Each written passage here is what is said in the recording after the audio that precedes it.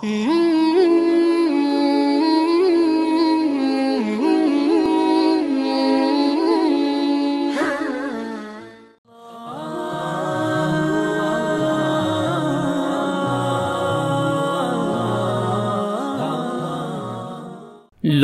انہیں ابن ام عبد کہتے تھے۔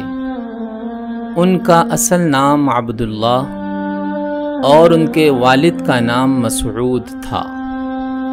یہ ان کے لڑکپن کا دور تھا۔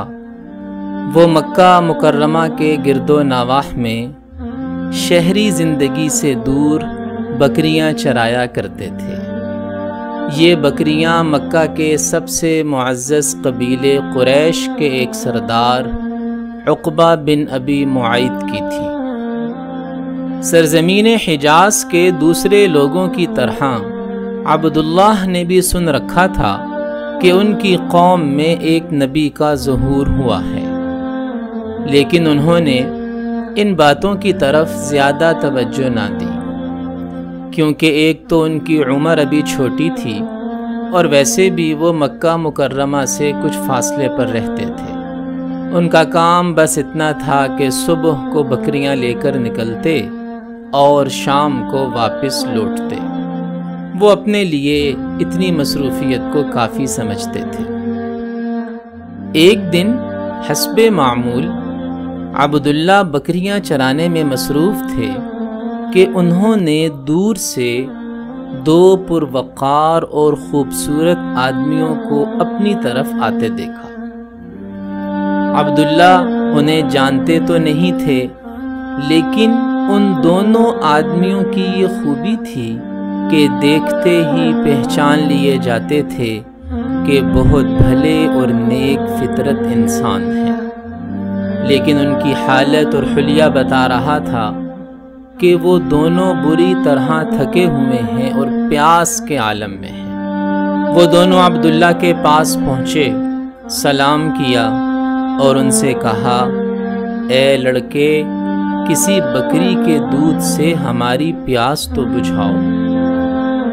عرب کے لوگ بہت مہمان نواز تھے اور مسافروں کا بہت خیال رکھتے تھے، لیکن عبداللہ نے کہا کہ معاف کیجئے، میں ایسا نہیں کر سکتا، اور پھر اس کی وجہ یہ بیان کی کہ یہ بکریاں میری نہیں ہیں، میں تو محض ان کا رکھوالا ہوں۔ ان دونوں حضرات نے جب عبداللہ کی یہ بات سنی تو بجائے ناراض ہونے کے ان کے چہروں کے تاثرات بتا رہے تھے کہ وہ اس بات سے خوش ہوئے ہیں۔ پھر ان دونوں نیک فطرت آدمیوں میں سے ایک نے عبداللہ سے کہا کہ بیٹا، مجھے کوئی ایسی بکری بتاؤ جو ابھی تک دودھ دینے کے قابل نہ ہوئی ہو۔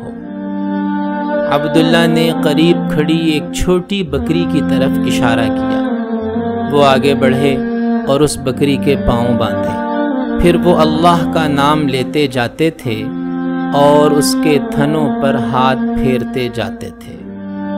عبداللہ حیران بھی تھے اور پریشان بھی، اور دل میں کہہ رہے تھے کہ یہ چھوٹی بکری جو ابھی دودھ دینے کے قابل نہیں ہوئی، اس میں سے کیسے دودھ نکلے گا؟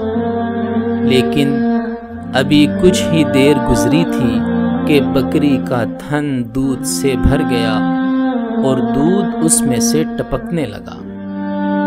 پھر اس مبارک شخص نے ایک پیالہ لیا اور اسے دودھ سے بھر دیا۔ اس میں سے انہوں نے خود بھی پیا اور اپنے ساتھی کو بھی پلایا۔ عبداللہ کہتے ہیں کہ اس میں سے انہوں نے مجھے بھی پلایا، اور جو منظر میں دیکھ رہا تھا وہ میرے لیے ناقابل یقین تھا۔ میں حیران تھا اور مجھے اپنی آنکھوں پر یقین نہیں آ رہا تھا کہ جس چیز کو میں ناممکن سمجھ رہا تھا وہ میری آنکھوں کے سامنے ہو گئی تھی۔ وہ کہتے ہیں کہ جب ہم نے جی بھر کر دودھ پی لیا تو اس مبارک ہستی نے بکری کے تھن کو حکم دیا کہ اب تو پہلی حالت پر واپس چلا جا۔ کچھ ہی دیر گزری تھی کہ بکری کے تھن پہلے کی طرح ہو گئے۔ یہ کمال اور خلاف معمول واقعہ دیکھ کر عبداللہ نے ان مبارک آدمی سے کہا کہ جن کلمات کے ذریعے آپ نے یہ کیا ہے وہ مجھے بھی سکھا دیجیے۔ انہوں نے بہت محبت بھرے انداز میں فرمایا کہ تم ایک تربیت یافتہ لڑکے ہو۔ محترم سامعین، یہ مبارک آدمی ہمارے نبی حضرت محمد صلی اللہ علیہ وسلم تھے، اور آپ کے ساتھ آپ کے محبوب ساتھی حضرت ابو بکر صدیق رضی اللہ عنہ تھے۔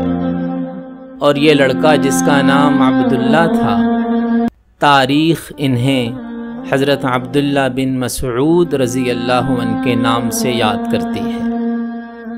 حضرت عبداللہ ابن مسعود رضی اللہ عنہ کی یہ رسول اللہ صلی اللہ علیہ وسلم کے ساتھ پہلی ملاقات تھی، اور اس ملاقات نے آپ کے دل پہ ایسا اثر ڈالا کہ نہ صرف آپ نے اسلام قبول کیا بلکہ رسول اللہ صلی اللہ علیہ وسلم کے جانثار اور وفادار ساتھی ثابت ہوئے۔ آپ نے ایسا علم حاصل کیا کہ حضرت عمر بن خطاب رضی اللہ عنہ فرمایا کرتے تھے کہ عبداللہ بن مسعود سر سے لے کر پاؤں تک علم کا پیکر ہیں اور دانائی کا مجسم ہیں۔ اس واقعہ کو امام احمد بن حنبل نے اپنی حدیث کی کتاب مسند احمد بن حنبل میں حدیث نمبر 4180 پر بیان کیا ہے۔